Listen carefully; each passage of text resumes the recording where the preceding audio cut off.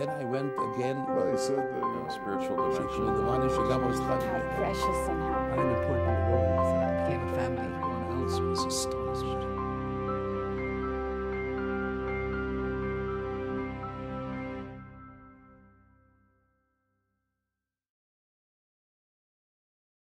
Rabbi Herschel Slansky is a veteran pulpit rabbi and educator.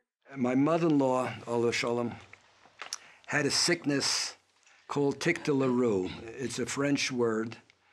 The trigeminal nerve in the face is injured, and it sends electric shocks to the extent, at that time the doctors had no cure for this. They didn't know what to do. She couldn't eat. Everything had to go through a straw, had to be liquidized, pulverized. And to speak, to talk, to smile, everything caused pain. The doctors, in order to cure it, so they say, wanted to sever her nerves on the face. There was alcohol injections. So when they wanted to sever the nerve, they told her she would look like a golem.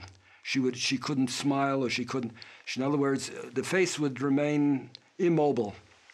So she said, it's bad enough that I have the pain. I don't want to have the people pity me. I don't want to look like that. So she refused to have it severed. So I said, you know what? I called up my mother-in-law, make an appointment for you to go into the Rebbe for a bracha. And she came back. She was amazed. She thought he would give her a bracha. He said, there's a doctor in Columbia Presbyterian, Dr. Shiara, I remember the name, doing research in this.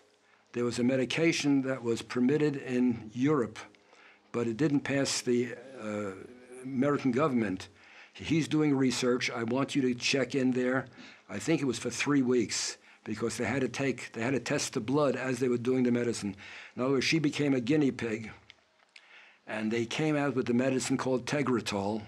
It doesn't cure it, but it helps that you can live with the pain. It alleviates the pain. So this, that the Rebbe came out, that he knew about this doctor doing research in this field, which not too many people knew about that sickness, that it's amazing. 15 years after this incident, 15 years, we were at a Fabrengen. My wife and my daughter were upstairs in 770, and my sons were with me. And it must have been 2:30, 3 o'clock after the Fabrengen. We had Kaishal Bracha.